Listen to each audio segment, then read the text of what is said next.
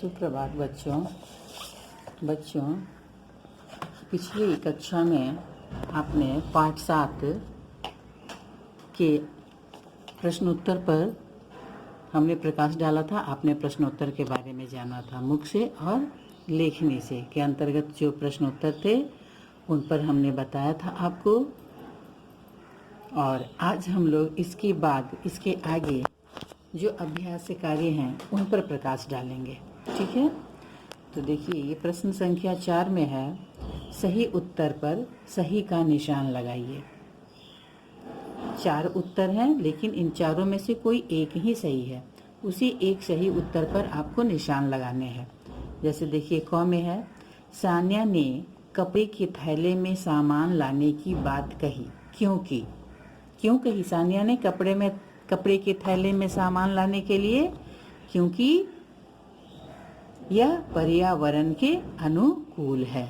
इससे हमारे पर्यावरण को नुकसान नहीं होता है ना। यह वजन में हल्का होता है, यह बात भी सही नहीं है। यह मांसलती है, ऐसा भी नहीं है। यह विशेष डिजाइन का होता है, ऐसा भी नहीं है। इसका सही कारण क्या है कि यह पर्यावरण के अनुकूल है।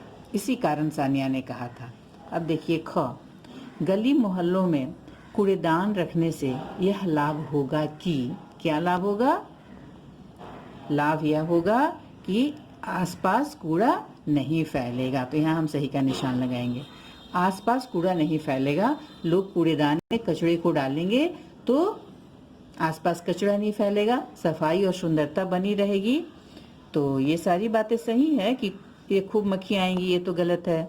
लोग कूड़ेदान ले जाएंगे, ये भी गलत है। आसपास सुंदरता नहीं होगी, ये भी गलत है। तो इसका सही उत्तर सिर्फ यही होगा कि आसपास कूड़ा नहीं फैलेगा। कूड़े नहीं फैलने से हमारे आसपास सफाई बनी रहेगी। अब देखिए प्रश्न संख्या 5 में है कि वाक्यों को पढ़कर उनके सामने सही या गलत लिखिए। जो सही वाक्य हैं उनके आगे सही लिखेंगे, जो गलत वाक्य हैं उनके आगे हम गलत लिखेंगे। जैसे कि देखिए क, गगन सबको उपहार में खिलौने देता है। पाठ आपने पढ़ा है, क्या ये बात सही है? नहीं, यह बिल्कुल गलत है। गगन सबको उपहार में पौधे देता था, न कि खिलौने। तो यह वाक्य गलत है, तो हम यहाँ लिखेंगे गलत। ठीक है। अब देखिए ख में है, मिट्टी की उपजाऊ शक्ति को गगन जानता है। यह बात बिल्कुल सही है। वह जानता था कि हमारी मिट्टी उपजाऊ कैसे रह सकती है। तो इस वाक्य के आगे हम लिखेंगे सही। ठीक है, सही। अब देखिए ग, वह साफ सफाई के लाभ दोस्तों को बताना चाहता है। गगन चाहता था कि मेरे दोस्त भी यह जाने कि साफ सफाई का क्या महत्व है। इसी साफ सफाई के महत्व को बताने के लिए न गगन ने अपने घर सभा बुलाई थी, अपने दोस्तों की, बच्चों की। तो यह क्या होगा? यह बिल्कुल सही है। वह साफ सफाई के लाभ दोस्तों को बताना चाहता है। ठीक है, तो यह सही होगा यह वाक्य।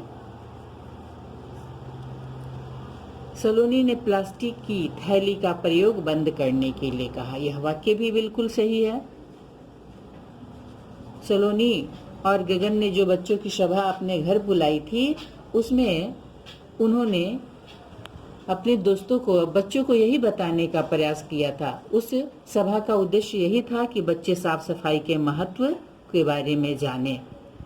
उसी साफ सफाई के महत्व के अंतर्गत सलोनी ने ये बात कही थी कि प्लास्टिक की थैलियों का प्रयोग हमें बंद करना चाहिए। तो यह वाक्य बिल्कुल सही है, तो हम लिखेंगे यहाँ सही। इस तरह से प्रश्न संख्या 5 भी आपका पूरा हो गया।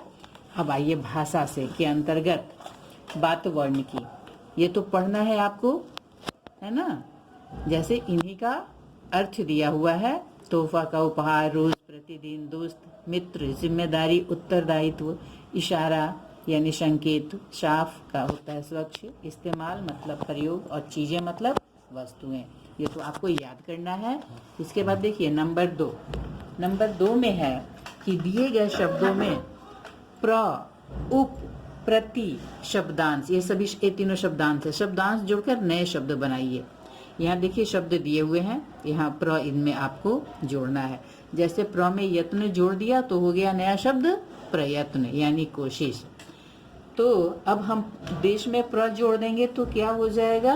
प्रदेश। ठीक है।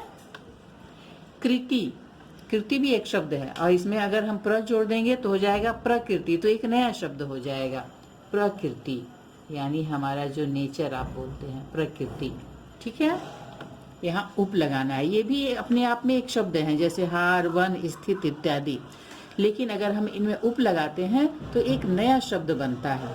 तो जैसे कि देखिए, हार में उप लगाया तो उपहार एक उदाहरण के लिए दिया गया है। वैसे ही अगर हम वन में उप लगाएंगे तो क्या हो जाएगा? उपवन। स्थित में उप लगाएंगे तो क्या हो जाएगा? उपस्थित, मतलब प्रेजेंट बोलते हैं ना, उपस्थित मैम, प्रेजेंट मैम। आप तो बोलते नहीं है उपस्थित, आप तो बोलते हैं प्रेजेंट मैम, है ना। उपस्थित मतलब प्रेजेंट होता है। इसके बाद देखिए, यहाँ प्रति लगाना है। दिन में प्रतिदिन लगाया तो प्रतिदिन हो गया। उसी प्रकार सप्ताह में अगर हम प्रति लगाएंगे तो प्रति सप्ताह, मतलब प्रत्येक सप्ताह, है ना, हर सप्ताह, प्रति सप्ताह हो गया। इसी प्रकार अगर वर्ष में लगाएंगे तो प्रति वर्ष, यानी हर वर्ष। हम प्रति वर्ष क्या करते हैं? प्रतिवर्ष हमारे त्योहार आते हैं, जैसे होली, दिवाली, तो प्रतिवर्ष हम मनाते हैं त्योहार। तो इस तरह से यह पूरा हुआ, यह हो गया अभ्यास प्रश्न। तो हम आज इतना ही रहने देते हैं और अगली कक्षा फिर अगले दिन होगी, उसमें हमें क्या पढ़ना है आप जानेंगे उस समय। और तब तक आप यह कार्य अपनी पुस्तिका में करेंगे और इसे याद करेंगे। धन्यवाद।